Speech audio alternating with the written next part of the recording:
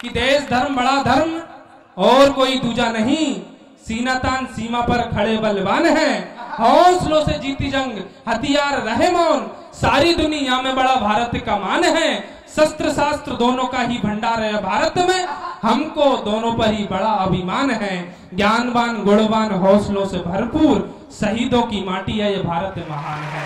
जोरदार तालियां बजाकर भाई सौरभ सूर्य को आवाज दीजिए और अपने काव्य पाठ से इसके सम्मेलन का शंखनाद करें।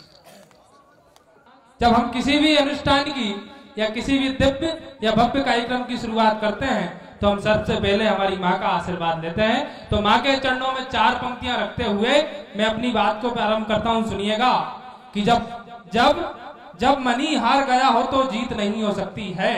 माँ का हमारे जीवन में क्या किरदार होता है, माँ हमारे लिए क्या रोल अदा करती है, तब 4 पंक्तियां निवेदित करता हूँ। सुनिएगा कि जब मनी हार गया हो तो जीत नहीं हो सकती है, जब मन में ही मेल भरा हो फिर प्रीत नहीं हो सकती है, हम अपनी बुद्धि से चाहें दुनिया के जितने जतन करें, किंतु माता के बिना जिंदगी संगीत नहीं हो सकती है, किंतु माता के बिना जिंदगी संगीत नहीं हो सकती है। और 4 पंक्तियां अपनी मातृभूमि के लिए पढ़ता हूँ। सुनिएगा कि मातृभूमि से बढ़कर कोई भी गान नहीं होता। हमारा कर्तव्य क्या है कि मातृभूमि से बढ़कर कोई भी गान नहीं होता, मातृभूमि से बढ़कर कोई भी मान नहीं होता, वंदे मातरम से बढ़कर कोई भी गान नहीं होता, तन के खातिर भले ही प्राण निछावर कर दो, किंतु देश पे मरने से बढ़कर बलिदान नहीं होता, किंतु देश पे मरने से बढ़कर बलिदान नहीं होता। और हमारा संस्कार क्या होता है, हमारी संस्कृति क्या होती है, जब 4 पंक्तियां आपके बीच पढ़ता हूं। सुनिएगा कि निर्दोषों को कभी भूल से मार नहीं सकते हैं हम। हमारा संस्कार क्या है, हमारे पास कोई अब्दुल कलाम आता है तो हम उसको राष्ट्रपति बना देते हैं, और कोई हमारे देश में कासिम घुसता है तो हम उसके फांसी के फंदे तक भी पहुंचा देते हैं। ये हमारे संस्कार होते हैं। तब पंक्तियां निवेदित करता हूं। सुनिएगा कि निर्दोषों को कभी भूल से मार नहीं सकते हैं हम, विपदाओं को देख कभी भी हार नहीं सकते हैं हम, रखे वतन से मेल हृदय में फिर चाहे वे कोई हो, कभी उसे जीते जी स्वीकार नहीं सकते हैं हम, कभी उसे जीते जी स्वीकार नहीं सकते हैं हम, कभी उसे जीते जी स्वीकार नहीं सकते हैं हम। और मैं अपने तेवर में आना चाहता हूं, उससे पहले 4 पंक्तियां पढ़ता हूं। सुनिएगा कि झूठ से हमारा कोई वादा नहीं होगा, झूठ से हमारा कोई वादा नहीं होगा, संवाद भी औकात से ज्यादा नहीं होगा, पर सियासत के डर से प्रहार ना करें, ऐसा तो जहन का इरादा नहीं होगा, ऐसा तो जहन का इरादा नहीं होगा। तब भारत के संस्कार और संस्कृति की कुछ पंक्तियां आपके बीच रखता हूं। सुनिएगा कि छल कपट से दूर पावन साधना का देश है।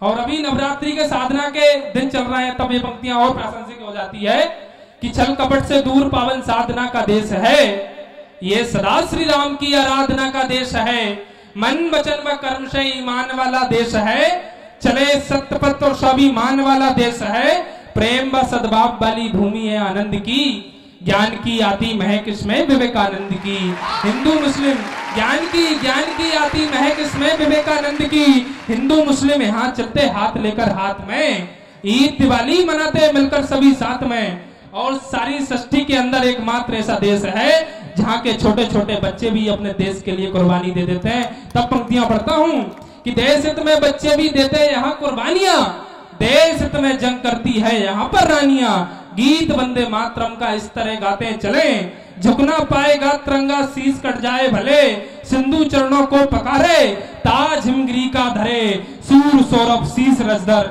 देश का वंदन करे, देश का वंदन करे, देश का वंदन करे, देश का वंदन करे। और इसी देश की वंदना में कुछ पंक्तियां आपके बीच रखता हूं। सुनिएगा कि देश धर्म बड़ा धर्म और कोई दूजा नहीं, हमारे लिए सबसे बड़ा धर्म क्या है, तब पंक्तियां पढ़ता हूं।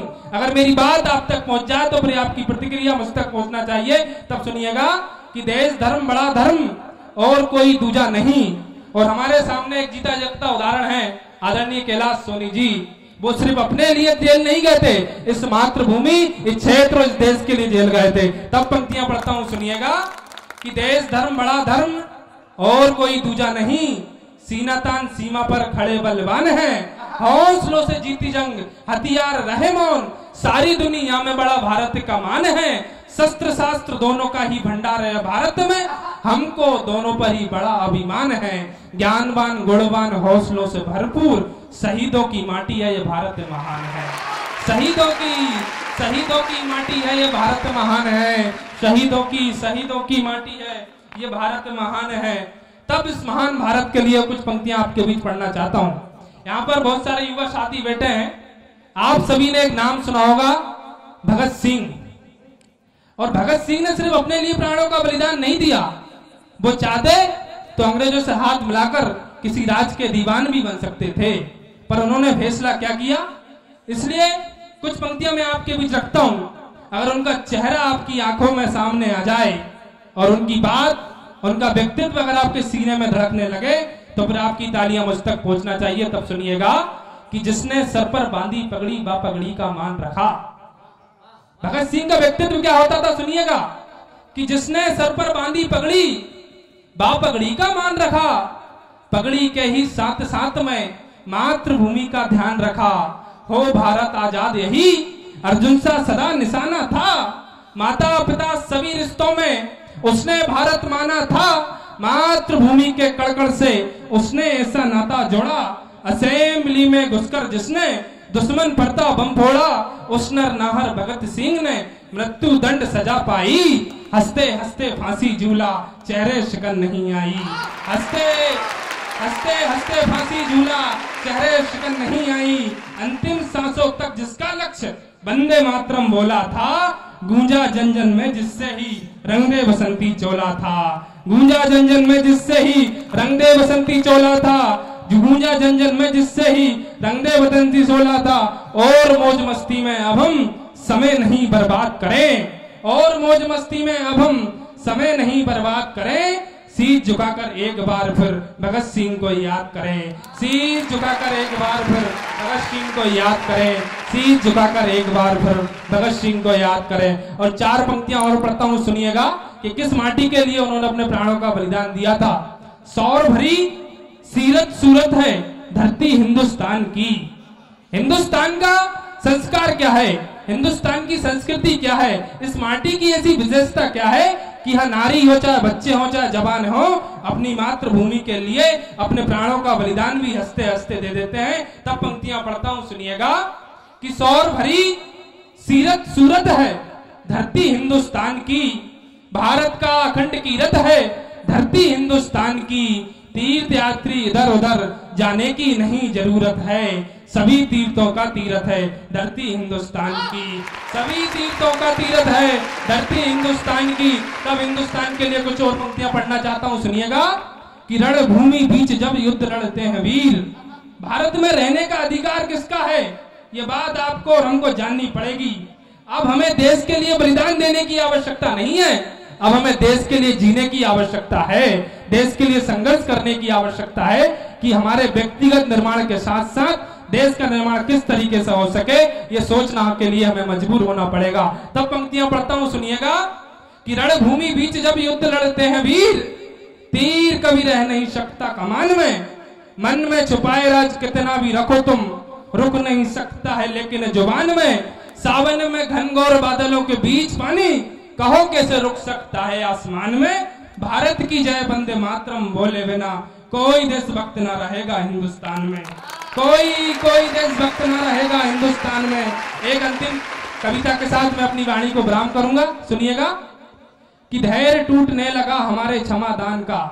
हमारे बीच राज्यसभा सांसद आदरणीय कैलाश सोनी जी उपस्थित है, उनको एक कविता समर्पित करता हूं, सुनिएगा बाबूजी कि धैर्य टूटने लगा हमारे क्षमादान का, हमें युद्ध का शंखनाद अब करना होगा।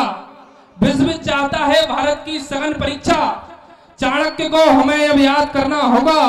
गुरु द्रोण से शिक्षा पा गांडीव हमारा, समरा नल के लिए तीर टंकार रहा है। भीम हमारा दुर्योधन का वध करने को सीमाओं पे नरसिंह सा हुंकार रहा है। ज्ञान कह रहा हमसे कि रण से पहले दुनिया को हम गीता का आभास करा दें। युद्ध महाभारत का कैसे जीता हमने, भारत अजय अजयता का विश्वास करा दें। कहो विश्व से ये सूरवंश का भारत, दशकंदर को जाकर लंका में मारा था। सो अपराध क्षमा कर हमने शिशुपालों को चक्र उठाकर भरी सभा में संहारा था। अब भारत वो नहीं कि जब तुम चढ़ आए थे, पंचशील का नारा देकर आगे बढ़ाए थे। भारत के मन में तुम जैसा चोर नहीं है। नए युग का भारत अब कमजोर नहीं है। नए युग का भारत अब कमजोर नहीं है। जय हिंद, जय भारत, वंदे मातरम।